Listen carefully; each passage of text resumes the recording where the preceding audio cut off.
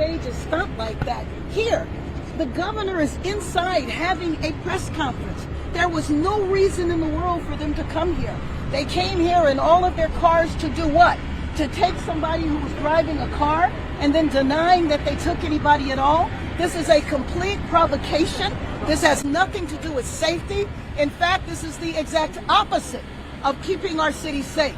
We do not need them here, and they had no business to come here and provoke this. Mayor Bass, you're live on NBC4 right now. You do not believe that this just happened to be a coincidence? There is no way this was a coincidence. This was widely publicized that the governor and many of our other elected officials were having a press conference here to talk about redistricting, and they decided they were going to come and thumb their nose in front of the governor's face. Why would you do that? That is unbelievably disrespectful. It's a provocative act. They're talking about disorder in Los Angeles, and they are the source of the disorder in Los Angeles right now. This is just completely unacceptable. This is a administration, this is a Customs and Border Patrol that has gone amok.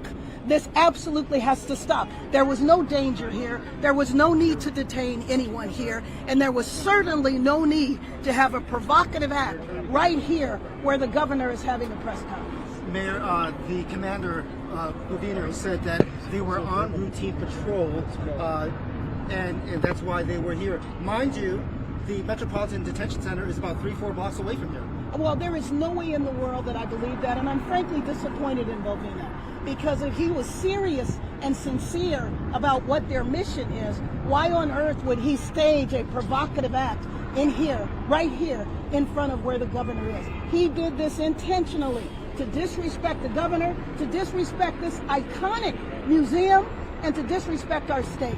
Now, why is this helpful to anybody at all? At this point, this doesn't have anything to do with immigration at all. Mayor, this is about causing trouble in our city. What was the family and friends saying to you of the strawberry vendor that was detained and taken into custody? The family was angry. They wanted to know where their family member was, and they wanted to know why their family member was taken. And I was expressing to them my complete support for their family member. And you tell me that there was a cause. We have had 2 successful court orders. The court orders imposed a temporary restraining order. You want to talk about law and order? What you saw here was the Customs and Border Patrol violating law and order. The court decision said this was not supposed to happen. It was not supposed to happen based on somebody's physical appearance, based on the language that they speak, or the type of work that they do. This was an exact violation of that. Mayor Bass, what will you do to protect our Latino community? Go ahead. You know, the commander said that there was one arrest, but he would not tell me what the charge was. Your reaction to one arrest without letting us know what the charge was? Well, it's probably because he doesn't know what the charge is. Probably because there was no substance to this at all. I guess they felt that they had to go away with at least one body. So what I'm going to do to protect all Angelenos is I am going to push back. We're going to use every tool in our toolbox to make sure that we do everything we can to keep Angelenos safe. But I will tell you that that is a very difficult charge for me to fulfill when the government itself violates the law. Here we are as Angelenos needing to protect ourselves from our own federal government. Today is the first day of school. Our school children should be able to go to school and not worry about getting captured or their parents being captured before they're home. And so to me, this is just an egregious insult to that. Oh, excuse me. You know, I am so sorry. Let me introduce the councilwoman from the area, Isabel Gerardo, and also the assembly member, Mark Gonzalez. Thank you so much, Mayor. Yes, our community members alerted us early on that this was happening about 15 minutes ago. We were coming from the Skid Row campus opening, and we were there when we were alerted that ICE was here on site. They took away a man. They didn't have a warrant. We asked repeatedly for a warrant. They wouldn't produce one, and they put him in a van and they left. And they were pointing their, I don't know, it seemed like guns or weapons at civilians who are not armed, who are not throwing anything, who are peacefully protesting and trying to make sure that their neighbor was staying and was safe. Councilmember, the quick response for you and for the mayor today to come here to the scene.